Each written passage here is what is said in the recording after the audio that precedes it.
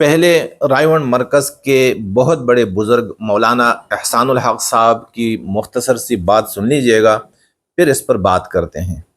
آج ساری دنیا مصائب کا گھر بنی ہوئی ہے اور سارے انسان پریشانیوں میں گرفتار ہیں۔ اس کی واحد وجہ یہ ہے کہ مسلمانوں نے اللہ کے بتائے ہوئے دین اسلام کو پوری طرح اختیار نہیں کر رکھا۔ دین کا کچھ حصہ ہے اور دین کا اکثر حصہ ان مسلمانوں نے چھوڑ دیا ہے، جس کی وجہ سے اللہ نے پریشانیوں کے دروازے پہ دروازے کھولے ہوئے ہیں۔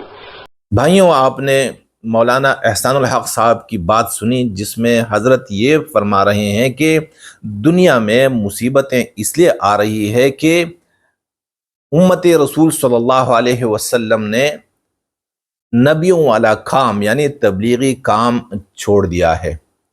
اور کس طرح دنیا سے مصیبتیں رخصت ہوں گی، تو اس کا واحد نسخہ انہوں نے یہی بتایا کہ جب پوری امت رسول صلی اللہ علیہ وسلم تبلیغ والے کام پہ آئے گی تو پھر اللہ تعالی دنیا سے مصیبتوں کو ہمیشہ ہمیشہ کے لیے رخصت فرما دیں گے۔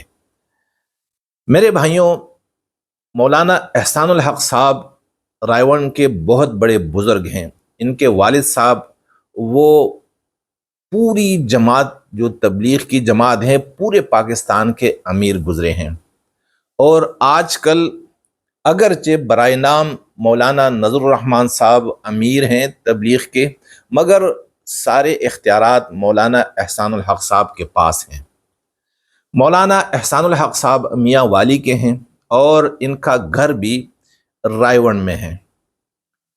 میرے محترم دوستو، بھائیوں، میرا مولانا احسان الحق صاحب یا کسی بھی فرد کے ساتھ کوئی ذاتی جھگڑا نہیں ہے، کوئی ذاتی عناد یا بغض نہیں ہے۔ میں کسی فرد سے بھی اختلاف نہیں کرتا اور جتنے بھی افراد ہیں انہیں عزت کی نگاہ سے دیکھتا ہوں، لیکن مولانا احسان الحق صاحب یہ فرد کا نام نہیں ہے، بلکہ یہ ایک کردار ہے، اور مجھے کردار سے اختلاف رہا کرتا ہے، کیونکہ جو کردار دکھنے میں کچھ اور لگتا ہو لیکن حقیقت اس کی کچھ اور ہوتی ہے، تو پھر یہ میری ذمہ داری بنتی ہے کہ میں آپ کے سامنے اس کی حقیقت رکھوں۔ تو میرے بھائیوں، میں آپ کو مولانا احسان الحق صاحب کی حقیقت بتانا چاہتا ہوں، اور وہ یہ کہ مولانا احسان الحق صاحب وہ عالم ہیں جن کے شاگردوں میں آپ ایک بڑے عالم کو بھی جانتے ہوں گے، جن کا نام ہے مولانا طارق جمیل۔ مولانا طارق جمیل بھی مولانا احسان الحق صاحب کے شاگرد ہیں۔ آپ دیکھ لیجئے، جس طرح یعنی جو استاد اتنے بڑے ہوں اور اتنے اللہ والے ہوں، تو پھر شاگرد کا کیا حال ہوگا، یہ تو آپ ہی فیصلہ کر سکیں گے۔ مولانا احسان الحق صاحب نے ہمیشہ کے لیے حاجی عبدالوہاب صاحب جو رائیونڈ کے امیر تھے، ان سے اختلاف کیا، اور ہمیشہ کے لیے دونوں کے درمیان ایک جھگڑا سا رہا کرتا تھا۔ کس بنیاد پر؟ وہ اس بنیاد پر کہ مولانا احسان الحق صاحب تبلیغی جماعت کو اپنے والد کی جماعت سمجھتے ہیں، اور کہا کرتے ہیں کہ میرے والد نے اور میرے خاندان نے تبلیغ کے لیے بہت بڑی قربانیاں دی ہیں، اور میرے والد تبلیغی جماعت کے امیر گزرے ہیں، چنانچہ اسی جماعت پر اور اسی رائیونڈ پر سب سے بڑا حق ہماری ہی خاندان کا ہے۔ تو اسی تناظر میں دونوں کا اکثر اختلاف رہا کرتا تھا، یہاں تک کہ اسی اختلاف کی نظر میں حاجی عبدالوہاب صاحب آخری چند سالوں میں ان کے ہاتھوں گرفتار بھی ہوئے اور انہیں موت بھی قید ہی کی حالت میں آئی ہے۔ اختلاف کس بنیاد پر تھا؟ یعنی جب حاجی عبدالوہاب صاحب اور ان کے چاہنے والوں کو جب انہوں نے رائیونڈ سے مار مار کے نکالا اور بگایا، تو وہ اختلاف یا وہ جھگڑا کس بات پر تھا، اسی بات کو میں آپ کے سامنے رکھنا چاہتا ہوں۔ مولانا احسان الحق صاحب وہ حاجی عبدالوہاب صاحب کی شہرت سے اور مقبولیت سے بہت زیادہ خائف تھے، کیونکہ تبلیغی جماعت میں پورے پاکستان میں 90% وہ پختون ہیں، اور پختونوں کی نظر میں حاجی عبدالوہاب صاحب اللہ کے بہت بڑے ولی گزرے ہیں۔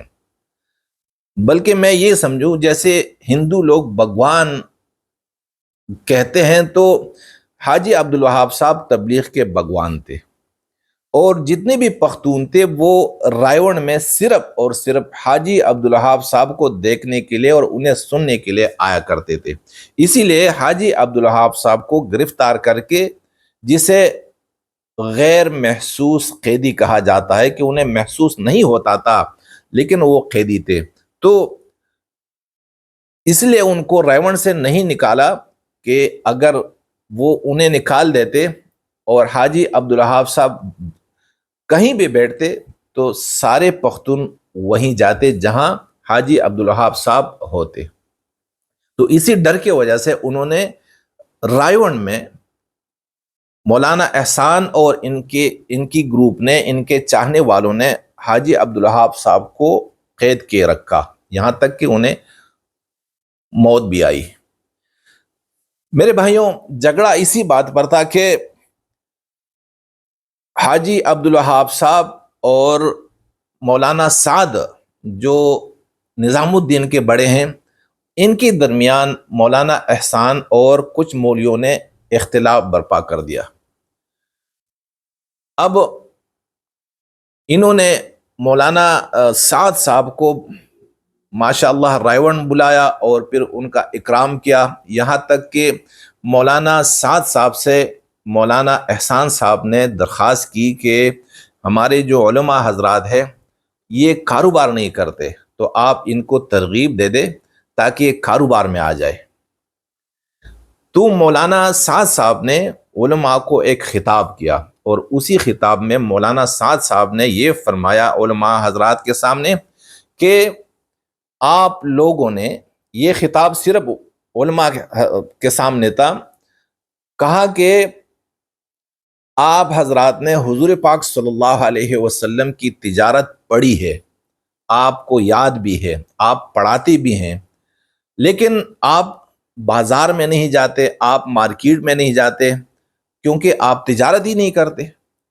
تو مارکیٹ میں جو لوگ تجارت کرتے ہیں، یعنی مارکیٹ یا بازار پر جن کا قبضہ ہے، وہ رسول پاک صلی اللہ علیہ وسلم کی تجارت سے بالکل بے خبر ہیں۔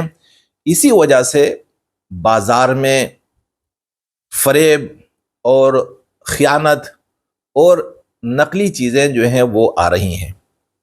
اگر آپ لوگ تجارت میں آئیں، پھر آپ بازار اور مارکیٹوں میں جائیں گے، تو کیا ہوگا کہ آپ بازاروں اور مارکیٹوں میں رسول پاک صلی اللہ علیہ وسلم والی تجارت کریں گے، تو اس سے عوام الناس کو ایک فائدہ ہوگا۔ مولانا سعد صاحب نے بڑی اچھی بات کہی علماء کے سامنے۔ اسی دوران مولانا احسان الحق صاحب نے ایک کتاب سی لکھی تھی جو پرنٹ نہیں ہوئی تھی، اور وہ کتاب انہوں نے اسلامی تجارت کے نام پہ لکھی تھی۔ جب ان کے سامنے کوئی آتے تھے ان سے ملنے کے لیے، زیادہ تر بڑے لوگ آتے ہیں، امیر لوگ آتے ہیں، تو یہ ان سے یہ کہا کرتے تھے کہ بھائی بینکوں میں پیسے مت رکھیے، یہ تو سودی کاروبار میں آپ کے پیسوں کو لگاتے ہیں اور اسی وجہ سے لوگ جہنم میں جا رہے ہیں۔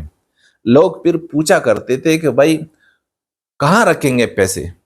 تو اسی سوال کے جواب میں انہوں نے ایک منصوبہ بنایا کہ کیا کہا جائے ان کو جواب میں کہ کہاں پیسہ رکھنا ہے۔ تو انہوں نے مضاربہ کے نام پہ ایک تجارت شروع کی کہ جو 1,00,000 روپے ان کے پاس جمع کرائیں گے تو ہر مہینے 5,000 روپیہ یا 10,000 روپیہ ان کو منافع ملتا رہے گا۔ کاروبار کہاں ہے؟ تو کاروبار ملیشیا میں ہے، وہاں پر پانی کی فیکٹریاں لگی ہیں اور وہاں سے پیسہ آئے گا اور پھر آپ کا پیسہ وہیں پر خرچ ہوگا، یعنی آپ کی شراکت मलेशिया की कंपनियों में होगी। इसी दौरान इन्होंने क्या किया, मौलाना एहसानुल हक साहब ने, कि पाकिस्तान में रायवन मदरसे के जितने भी ब्रांचेस थे, जितनी भी शाखें थी, उन सब शाखों के उलमा से कहा कि भाई आप इसी मुजारबा की तिजारत में लग जाएं। फिर क्या हुआ कि इन्होंने वहाँ के उलमा को, यानी हर मरकज के साथ एक मदरसा हुआ करता है हर ज़िले में, तो हर मदरसे के उलमा को इन्होंने अपना दलाल, यानी दलाल के तौर पर इन्होंने रखा। वो लोगों से पैसे लेते थे और कहा करते थे कि भाई ये मुजारबा है और ये हलाल है और हमारे उलमा करते हैं। तो अवामुन नास को तो तबलीगी उलमा पर बहुत बड़ा यकीन था, तो उन्होंने यकीन किया और इनको पैसे देने शुरू कर दिए। यहां तक कि 800 अरब रुपया इनके पास आ गए। इनके पास मौलाना एहसानुल हक साहब हैं, इनके पास आ गए। इनका एक पूरा खानदान है, इनके एक भाई हैं, मौलाना सुहेल नाम है, इनका एक भतीजा है जिनका नाम है मौलवी उसामा। इन्होंने फ्रंट मैन के तौर पर मुफ्ती उसामा को आगे रखा। और पैसे कहाँ आते थे? पैसे इनके पास आते थे। जब 8 अरब रुपए इनके पास जमा हो गए तो इन्होंने मुट्ठी बंद कर दी। और 2013 में, यानी इसी की नतीजे में 2013 में मुफ्ती उसामा वो पाकिस्तान से मलेशिया भाग कर आ गया। फिर 2013 और 2014 में तकरीबन 1000 बंदों ने नेब को शिकायतें की इसी ग्रुप के बारे में कि भाई इन्होंने हमसे पैसे लिए मुजारिबे के नाम पर, और अब न पैसा है और न कारोबार है, और बंदे भाग गए। पीछे कौन थे? पीछे मौलाना एहसान, मौलवी सुहेल और ये जो मौलवी उसामा है। जब लोग मौलवी उसामा यानी इनके भतीजे के पास आते थे मिलने के लिए, तो क्या हुआ, ये इन्होंने अपने भतीजे को पागल करवा दिया। वो लोगों के सामने संजीदा बातें नहीं करते थे, ऐसी बातें करते थे जैसे लोगों को अंदाजा हो कि भाई ये तो नॉर्मल नहीं है। और मुफ्ती उसामा पकड़े भी गए थे, कुछ लोग उसी में पकड़े गए थे। और अगर आपको मेरी बात पर यकीन नहीं आता तो आप गूगल यूट्यूब देख ले, तो आपको पूरा केस सामने आ जाएगा। नेब ने इन पर हाथ डाला भी, और अनकरीब नेब की टीम मौलाना एहसानुल हक तक पहुंचने वाली ही थे कि इतने में एक बड़े बुजुर्ग बने हुए हैं, पहले एक्टर थे, नाइम भट्ट नाम है उनका, और वो नवाज शरीफ साहब के रिश्तेदार हैं। तो इन्होंने, जो मौलवी एहसानुल हक है ना, इन्होंने नईम भट्ट की मिन्नत की कि कहा कि भाई हमने ये काम नहीं किया, हमारे नाम पर किसी ने किया है और अब नेब हमें तंग कर रही है। तो नईम भट्ट नवाज शरीफ साहब के पास गए। उस वक्त नवाज शरीफ साहब प्राइम मिनिस्टर थे पाकिस्तान के, और उनसे ये कहा कि भाई ये तो अल्लाह वाले हैं और इन्हें ये नेब तंग कर रही है, फ्रॉड किसी और ने किया, धोखा किसी और ने दिया, लेकिन अब नेब वाले आके इन्हें तंग कर रहे हैं। तो नवाज शरीफ साहब बड़े अच्छे इंसान है, इसमें नवाज शरीफ साहब की गलती नहीं है, क्योंकि उनकी नज़र में भी रावण के जो बुजुर्ग हैं ना, ये तो फरिश्ते हैं। अब जब उन्हें नईम भट्ट ने इनकी सफाई की तो उन्हें मजीद यकीन आया और उन्होंने प्राइम मिनिस्टर के मनसब पर फायज होते हुए इन्होंने चेयरमैन नेब को फ़ोन किया और उनसे कहा कि भाई फाइलें दबा दे, इन्हें तंग मत करें। नेब ने चंद लोगों को गिरफ्तार भी किया था, कुछ रिकवरियां भी आई थी, लेकिन जब वजीर आजम का है तो नेब का क्या मजाल। इसी वजह से वो केस अब तक दबा हुआ है। और इन्होंने 5000 से 5,000 سے اوپر کنال کی زمین بھی پورے پاکستان میں بنائی ہے، خریدی ہے، کچھ مکانات بھی ہیں، بہت کچھ انہوں نے بنایا۔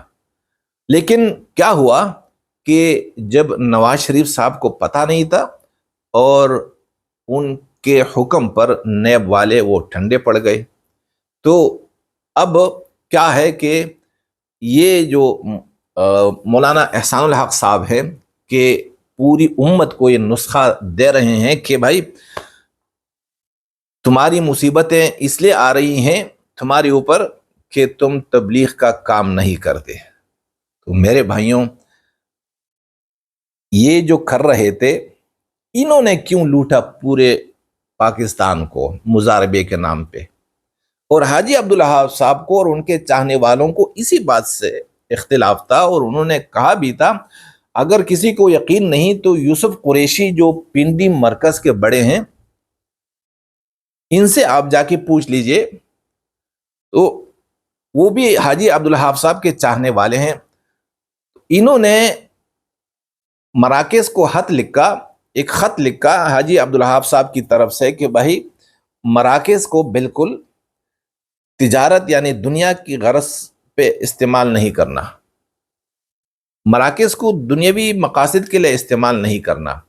جب انہیں اس خط کا پتہ چلا تو انہوں نے کیا کیا کہ انہوں نے حاجی عبدالوہاب صاحب کے ساتھیوں کو ڈنڈے کے زور پہ پرائیویٹ مرکز سے نکالا، انہیں مارا پیٹا انہیں، اور حاجی عبدالوہاب صاحب کو اسی وقت سے زندان میں رکھا، اپنی تحویل میں رکھا۔ تو یہی کردار ہے کہ ہمیں کیا بتا رہے ہیں؟ یہی بتا رہے ہیں کہ بھائی تمہاری مصیبت تب ختم ہوگی جب تم تبلیغ میں جاؤ گے، لیکن خود تبلیغی مرکز میں بیٹھ کر کس طرح ناک بنے ہوئے ہیں، اور 800 ارب یعنی پورے 8 کرب روپے انہوں نے ہمارے غریب عوام کے جو بالکل بیچارے کچھ کر نہیں سکتے ان کے ہڑپ کر رکھے ہیں، اور ایک پیسہ تک نہیں دے رہے ہیں۔ تو میری درخواست ہے نیب سے کہ ان کے فائل دوبارہ کھول دیے جائیں اور پورے عوام کے سامنے ان کے کیسز لائے جائیں۔ مفتی اسامہ بھی اسی دنیا میں ہیں، جنہوں نے فراڈ کیے ہیں وہ بھی اسی دنیا میں ہیں، مولوی سہیل بھی رائیونڈ میں ہے، مولوی احسان بھی رائیونڈ میں ہے، اور جو مولوی اسامہ وہ بھی رائیونڈ میں ہی ہیں۔ آپ جائیں اور ان کو گرفتار کر لے اور عوام کے سامنے یہ بات لائی جائے، اور جتنا پیسہ انہوں نے ہڑپ کر رکھا ہے اس کی ریکوری کر کے جو متاثرین ہیں ان کو وہ پیسے واپس کر دیے جائیں۔